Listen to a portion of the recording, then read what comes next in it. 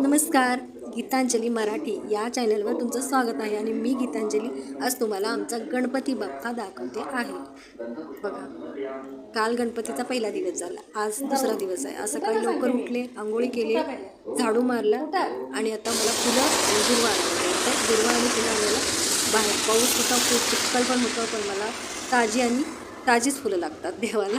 काल आणून ठेवलेली वगैरे नाही चालत. काय पाऊस असो चिखल असो जायचं ठरवलं आणि सकाळी ठेवली.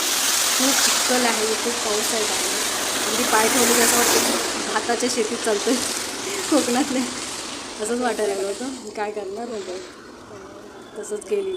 छत्री होती आपली, बाहेर चिखल, रस्त्यावर इतका चिखल, घाण जायची इच्छा पण नसते. काय गणपती बाप्पासाठी जायचं माझ्या बाप्पासाठी जायचं. रोजच फुलं नवीन आणावं लागतं मला.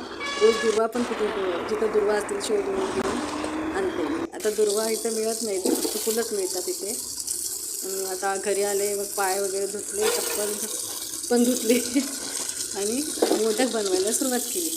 मोदक मी तळणीचे बनवते, त्याच्यात खोबरं, गूळ आणि वेलची आणि खसखस टाकलेली आहे.